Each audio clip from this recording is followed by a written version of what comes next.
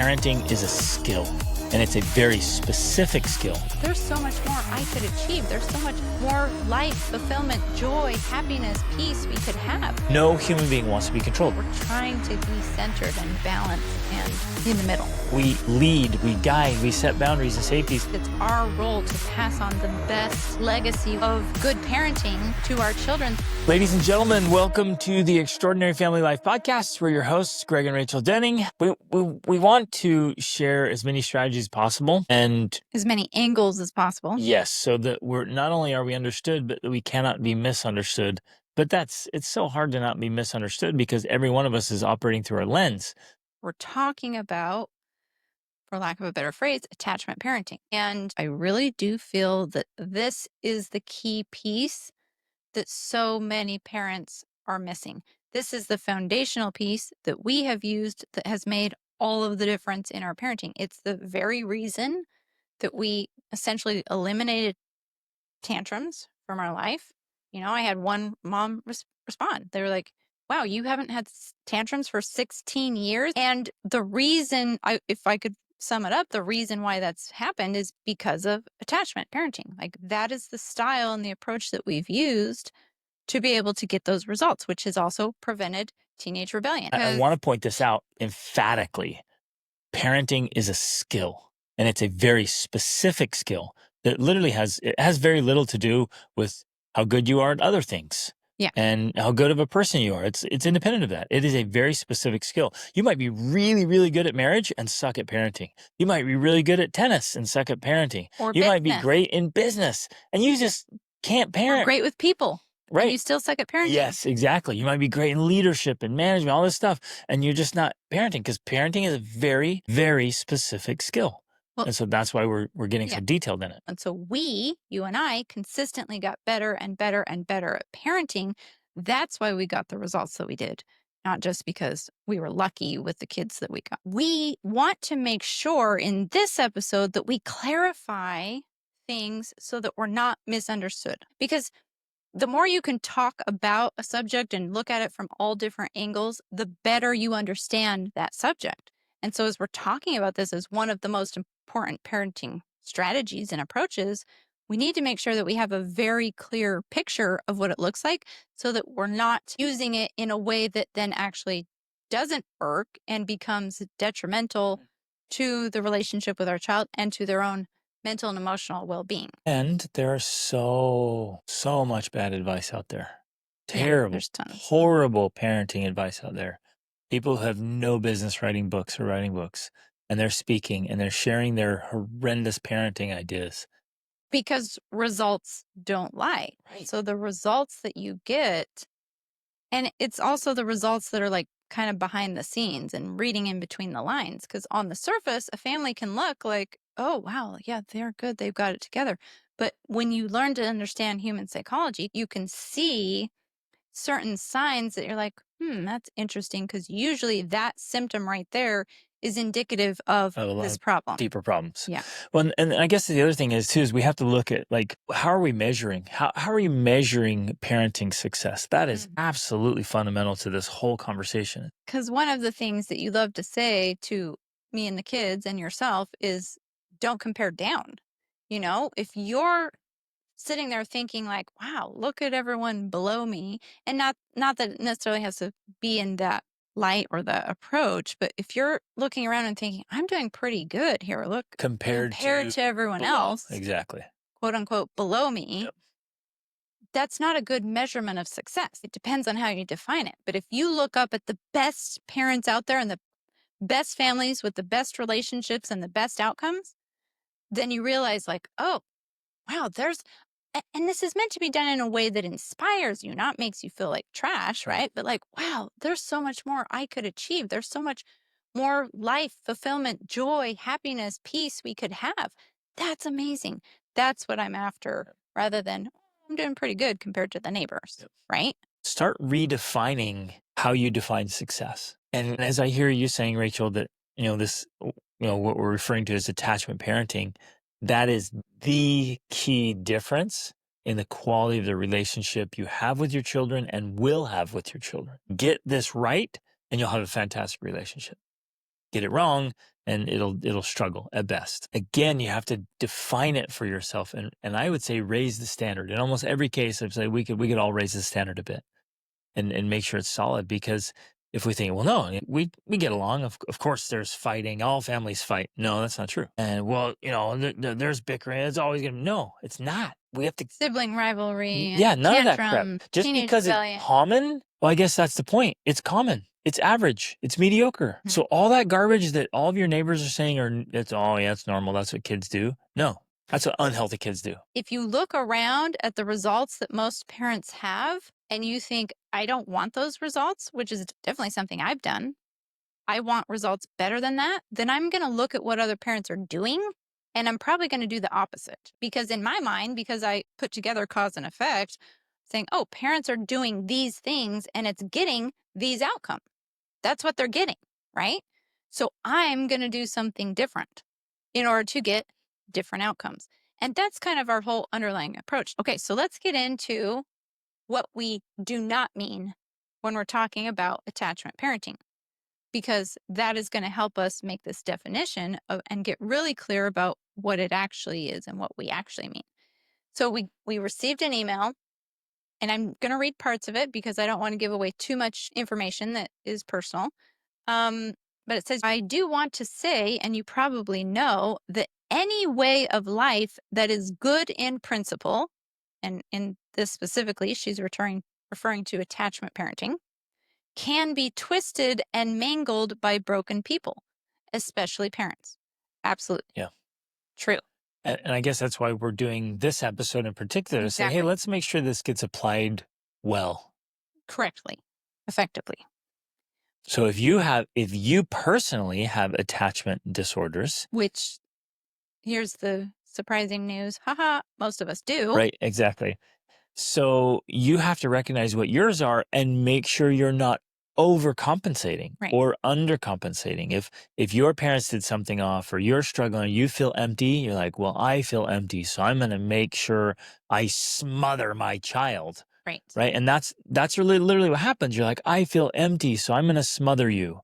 Well, it creates the same emptiness. It's just a different strategies, Yeah, different a tactic. different form. It doesn't work. I often think of the pendulum, and when a pendulum swings, it goes from one extreme to another. And that often is what's happening in our parenting relationships.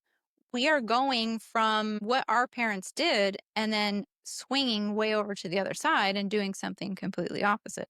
When what we really need is the middle way, right? Kind of like Buddha talks about, or the yin and the yang. Like we have to find the middle and do the balance of the yin and yang. That's where we find the right application of the approaches that we're trying to implement. So one extreme on one end or the other is not what we're after. We're trying to be centered and balanced and in the middle.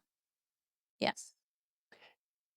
As is always the case, the outcomes we want, the results we want are earned. Attachment is earned. Not forced, as we'll get into in a minute. Exactly. So you can't force it. What happens is we think, oh, there's a challenge here. There's a difficulty. I'm going to make this happen. And we try to force it. And it obviously creates the opposite effect. It's the same as I want my kids to be good kids, to be obedient kids.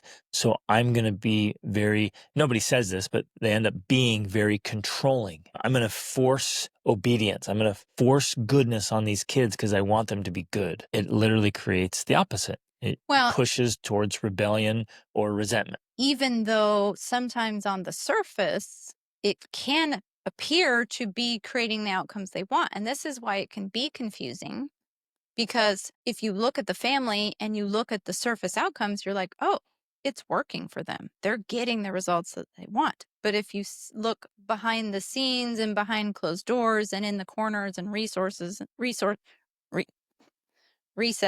and dark places, you see there's A lot of problems. attachment disorders. There's mental and emotional Trauma. illness. There's a lot of this going on behind the scenes. And then parents are wondering, well, why is my child struggling with anxiety or depression? Or why aren't they more resilient? Why aren't they more confident? a lot of those issues are stemming directly from these techniques that may appear to work on the surface, but are really causing this damage behind this door, those doors. And even, well, there's another challenging situation we see often is that the youth or young adult, or sometimes even full grown adult now, they would never ever say it to their parents, but they tell you and me often, like, I can't stand my parents. I want nothing to do with them. I don't like, and sometimes they're like, I hate my parents. I literally hate my parents. But the parents don't know that. They don't know. They think, we're winning. We're great parents. This is fantastic. Our kids are doing this and that and the other. And the kids are like, no, I can't stand you. But they never say that to them because they're just being kind and thoughtful. And they comply with the parents. When they're around the parents, they do the things, they say the things because they don't want to, they don't want to have to deal with it. But as soon as they get away from them, they're like, I'm going to do whatever. I'll do the opposite. I can't stand my parents. And so parents who think they're winning are losing because they're getting superficial feedback. And then unfortunately what we see happen is what we call the train wreck, where something becomes a catalyst that blows it up, and there's a suicide attempt, or there's a crime, jail, terrible addiction, arrest, addiction, these horrible things that happen, and parents are like, what happened? I thought things were going so well. And, they end up talking to you and you're like, well, yeah, here was the warning signs, here, and here, that we know leads to this train wreck. But if you don't do something about it before, well, then you don't know it's a problem until it actually becomes a big, major problem. And so our approach is always like, well, no, let's spot the mile markers. Let's spot the red flags along the way so we can prevent those big things from happening, because we notice and we know what happens to lead up to those. That's where we want to work. Our area of focus for us, and what we try to teach to our clients, is always focusing on the early warning signs to prevent those things. Hey there, this is Greg Denning. We want to reach as many people as possible and help as many families as possible with these conversations. And we want to keep this podcast ad-free forever. You can help us do that by subscribing on Spotify or Apple Podcasts or wherever you listen, your favorite platform, and on YouTube. And leave a quick review and share your favorite episodes with friends and family. It makes a big difference. Thank you for being a part of this very important movement. But let's go back to her question. So she's saying essentially that her mother was adopted. She adopted her sisters. One of them struggled with attachment.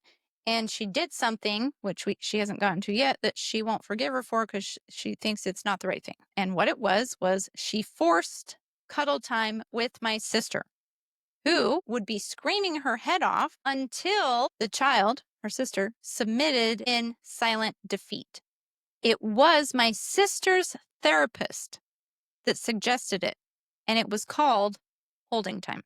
Now, this is so fascinating to me because when I was either a new mother or not yet a parent, because we adopted our first, and Greg and I lived in this tiny little farming town in this tiny little place in Utah, and I would every week go to the library and check out tons and tons and tons of books on birth and parenting and homeschooling, like everything I could think of. I would have a whole stack. I would bring them home. I would read them all, and then I would take them back. One of the books that I read, and for whatever reason it really stood out to me, was called Holding Time. It described this scenario that she's talking about. The whole premise of the book was, in order to bond or attach with your child, you would hold them until they submitted to you. So you would, if there was something that happened. Wait, that's a bad idea. I'm going to throw it right there. Really bad idea. Wondering where I'm going with this. And before you turn off this episode, no, that's a bad idea.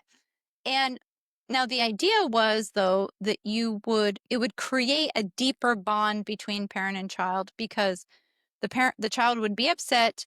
The parent would hold them and would keep holding them as they got more and more and more and more and more upset, and would not let them go until they finally stopped trying and gave up and submitted. And then at that point, supposedly the deep bonding was supposed to happen. Now, this doesn't work on so many levels. Like, the psychology behind this is just, it's insane, messed. But that should be obvious. So I want to just point out that it's obvious. Maybe it's not to some people. But that's why I want to point it out. It's like, no human being wants to be controlled. Yes. No human being, even babies, No human being wants to be controlled. We Right. are born with a desire for freedom. So when you control them, when you force any human being, ooh, it is either going to inspire fight, rebellion, or deep resentment. So Yeah. when the child's not, and think how just psychologically that disturbing is, because It is the very. child's so small. So you take a, I don't know, 3-year-old You're larger and than them. you hold them. So there's no way, you're so much stronger than they are. Mm-hmm. There's nothing they can do. So they're just defeated. And they fight, they try, they do everything they can. And finally, in exhaustion, they just stop, like, I'm defeated. Yeah. Look what you've just done psychologically, emotionally, spiritually. You're Them. killing their human spirit. Yes. Basically. It's insane. Like, it's very, very, very disturbing and very sad. Okay. So the idea of holding your kids for attachment is phenomenal. I love that. Okay, We yes. love holding our kids. I hold our kids all the time, especially when they're little. Yes. That's a wonderful thing, but you don't force it. Right. You don't say, oh, this kid doesn't like me. We're not attached. So come here, child, and I'll hold you until you attach.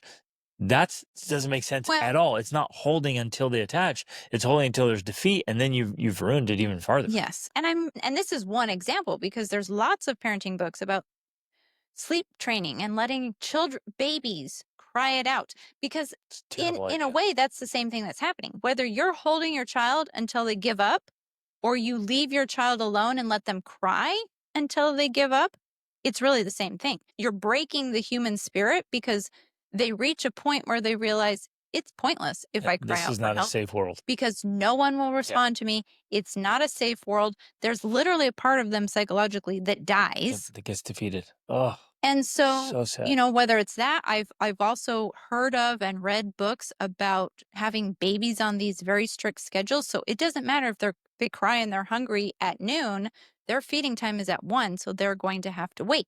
Again, This is literally advice that's out there. Right? Dumbest ideas I've ever heard. So the underlying idea behind this concept that we're discussing with holding time, I think, connects to the principle of honoring and respecting individual free will. Because in all of the parenting strategies and techniques that we teach, behind all of them is our respect for our children's free will. Like, whether that comes to attaching, whether that comes to eating, whether that comes to how they spend their time during the day, whether that comes to whatever topic it is, we approach it from this place of, ultimately, we respect their individual will, and we're not going to do something that violates that. That means crying it out. We're not going to let them cry it out, because, especially when they're helpless and, there's nothing they can do, we're the ones that have to do the thing for them. Behind all of the things we're talking about needs to be this respect of free will. Now, people are people, no matter how small. Yes. I mean, we've always lived by that. Like the littlest ones, like I will respect a little child, because that is a sovereign human being that needs to be respected. But to be clear and not misunderstood, let us talk about what that does not mean.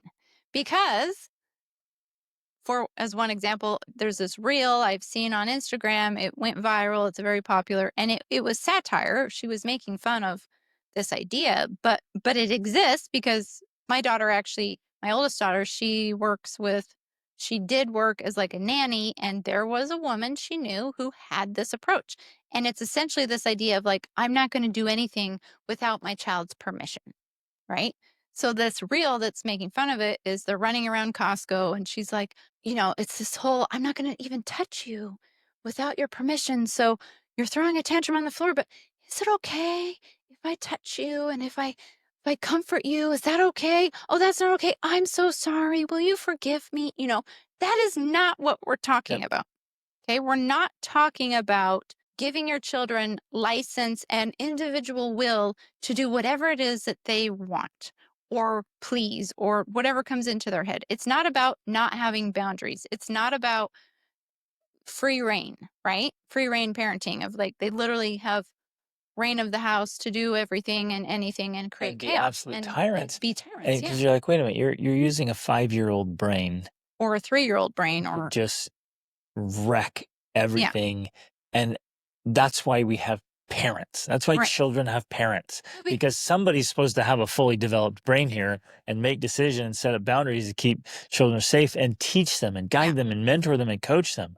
So yes, we lead, we guide, we set boundaries and safeties. And yes, we set up, hey, no, we don't do that. I know you think that's okay because you're 4, but that's not okay. Right. And it's my job to teach you, because children actually feel safer when they have very clearly defined boundaries. Like, that's what provides their mental and emotional security. And so if we, again, swing the pendulum to the other extreme and think, oh, I'm going to respect my children's free will, so that means they can do whatever, because unless they give me permission, I can't instill boundaries. No, that's not what that means. So I want to use one example of how this plays out, specifically related to holding time. Now, you may not recall this, because before we started this, I was like, remember I read that book on holding time? And he was like, no, I don't. I didn't. I remember reading the book, and I know that I must have told you about it because I remember us using certain strategies in an adjusted way from that book. One of which was when our youngest children were toddlers. Now, you have to also remember that we had 4 children. When our 4th child was born, my oldest child was 4. So we had 4 children under the age of 4. We had a lot of toddlers at once. One of the strategies we would use that I feel was effective at the time was, if one of them got upset, and this was back when we had tantrums, right? Or specifically often I would do it, yeah. you would take them and you would hold them until they calmed down. Well, let me give us specific details, because I've even shared this with a few parents. Occasionally, parents reach out to me and they have a child who's particularly difficult Or belligerent at Yeah, times. well, and the And kid dangerously goes so. bonkers, is like breaking things, destroying things, hurting other siblings, like going completely bonkers.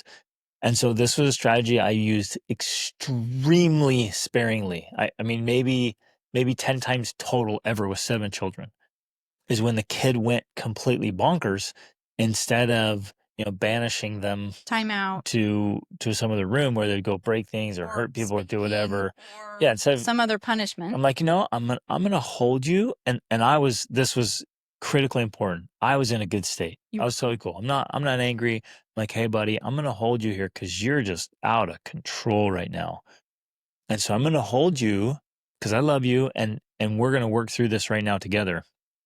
But you're being absolutely unreasonable, and I'm talking to them when they're So like you're trying to regulate kick and with punch, bite and pinch. and headbutt you Yeah, they're sometimes. trying to or headbutt, bonkers. and like I'm strong, and so I didn't squeeze them.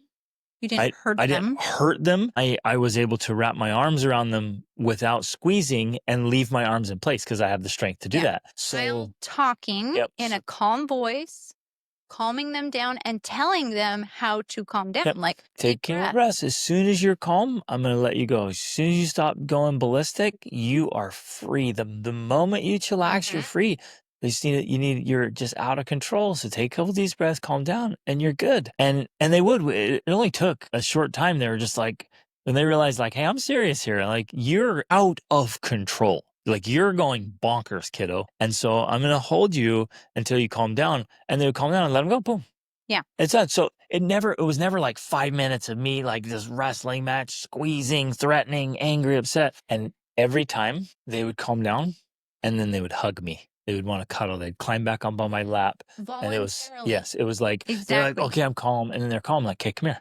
Then they wanted me to hold them in love. And it was immediately like, they went from being held to like chillax to, oh, can I hold you now? I'm like, yes, of course. And that was just amazing. Real bonding. Right. That tactic was extremely rare, and only when the kids lost their bananas. I mean, they were bonkers. But I do remember with some of the kids that there was a period of time where you had to use it, let's say 3 or 4 times in a row over a period of, I don't know, 2 months. And that was enough to help them learn how to regulate themselves better, so that then the need for that was prevented, if that makes sense. Exactly. So that's one of the boundaries we're talking about, where if you do have these boundaries in place, if your kid pushes up against the fence and they realize this is a fence and dad's going to hold me physically to resist me or to control me until I control myself, they learn to control themselves before they ever get to that fence,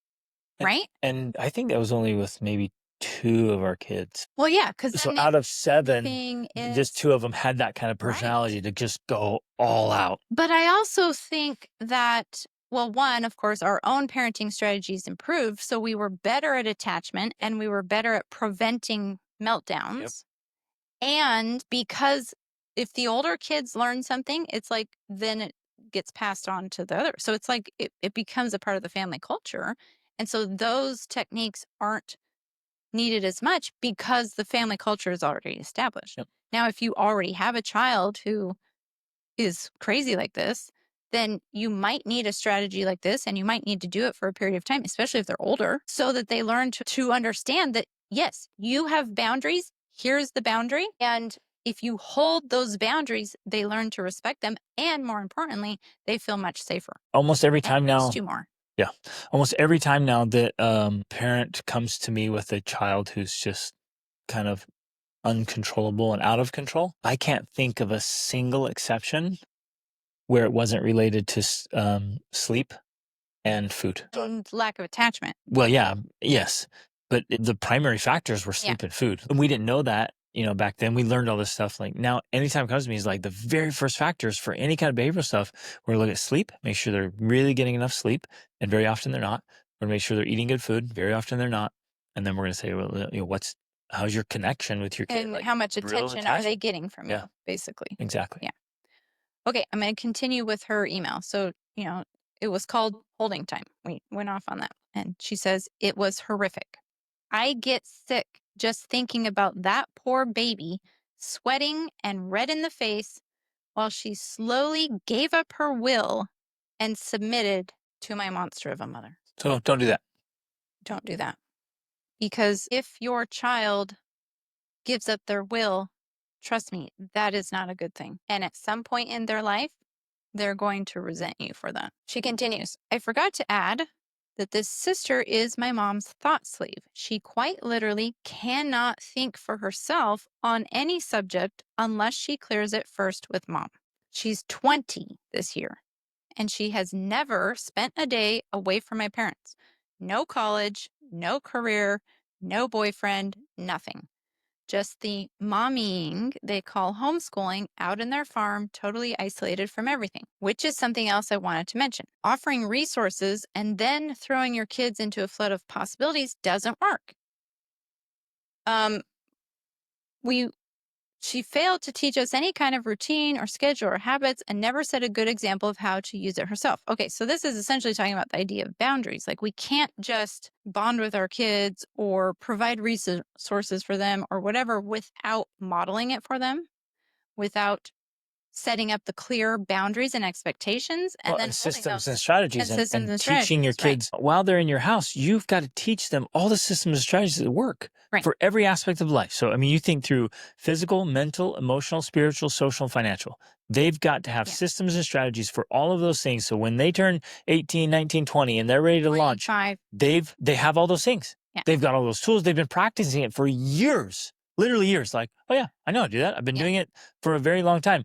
You show them the way, you give them the tools, you help them practice, you coach them through it so they get better at it. It's literal skill development so that they're ready to launch and they're autonomous. Instead of, like in this case, and in many cases, we have these, 20-year-old babies. They can't think for themselves. Mm-hmm. They can't make decisions. They can't solve problems. They can't figure things out. They won't go anywhere because they're afraid or underdeveloped, underskilled. So she continues because she's like, another thing to be careful about when you guys are talking about your kids needing you until they're 25.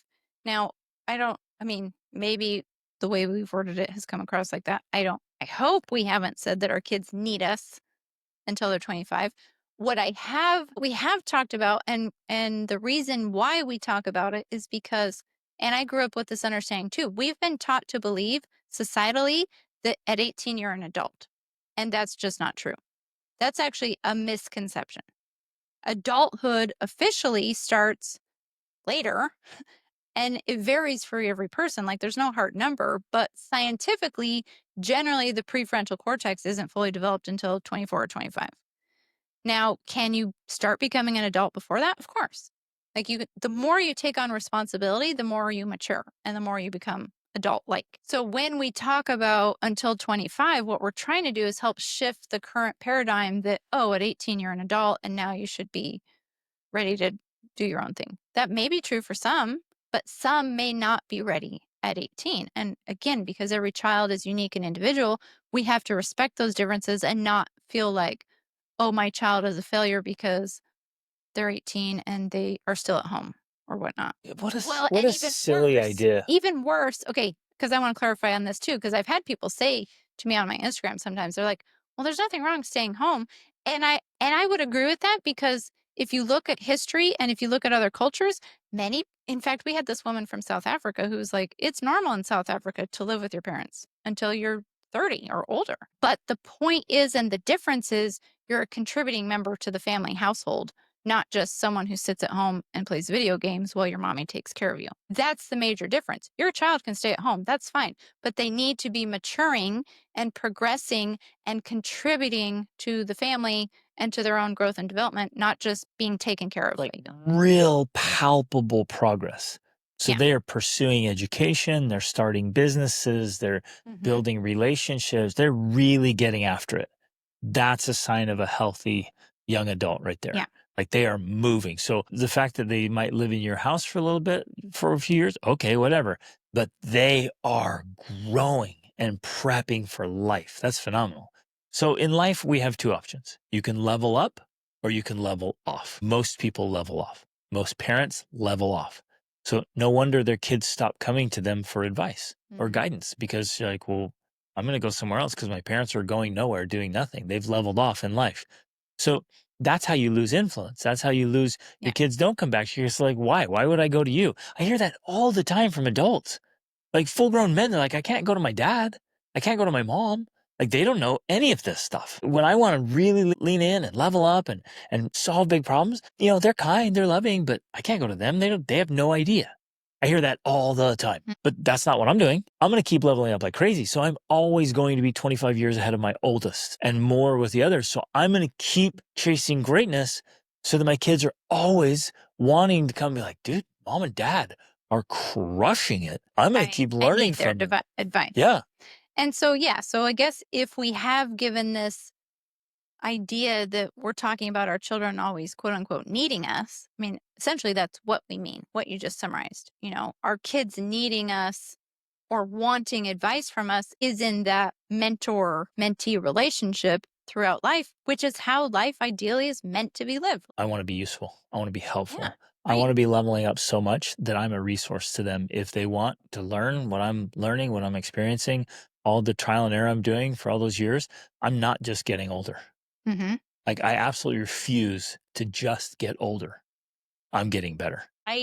I realize that all of us in the entire world basically are coming from, because we're all human, backgrounds, imperfect childhoods. And the goal in my mind is to continue to increase that knowledge, the understanding, the skills, so that we can become better and better and better parents generationally, so that each generation gets even better. We stand on the shoulders of those that came before us. And that's kind of the idea I have. But in that context, it's our job now. Now we are the adults. Now we are the parents. And as the parents, it's our role to pass on the best legacy we can of good parenting to our children so that they can build upon that and we can have even better relationships and change in the world to make the world a better place. Amen. Get the skills, very specific parenting skills, and it makes all the difference. Totally alters your outcomes, gets different results. Love that. This stuff is awesome. It's so needed. The work we do in our homes is the most important work there is, and it will be the most rewarding work as well. And it can be lifetime work. Mhm. If we do it well, we'll keep a good relationship with our children for the rest of our lives, which is what I want. And enjoyable work. Yeah. It doesn't have to be Unpleasant. unpleasant and Yes. horrible. That's And what kills for me. too many Yeah. people, too many parents, I think it is. It's just I terrible think burden. they feel like parenting is miserable. Yep. And it doesn't have to be that way. I honestly enjoy, I love being a parent, and I Same. find it to be enjoyable work Same. because I've gained the skills that makes every day enjoyable. Yeah, I love being a father. Beautiful. I Yeah. love mentoring my kids. So parenting should be one of the greatest joys in your life, not one of the biggest unpleasant burdens. Mm. So if it is an unpleasant burden, it's just because you're doing it wrong. And Yeah. that's good news because That's then good you're like, news. oh, okay, I just get a different skill, a different tool, a different lever, a different tactic, a new system, a new strategy. And that's what Rachel and I are doing all the time. We're sharing what we've learned from decades of study and coaching people all around the world. And like, hey, this stuff just Hands-on works. experience. Yeah, it just works. So love you guys. Reach upward.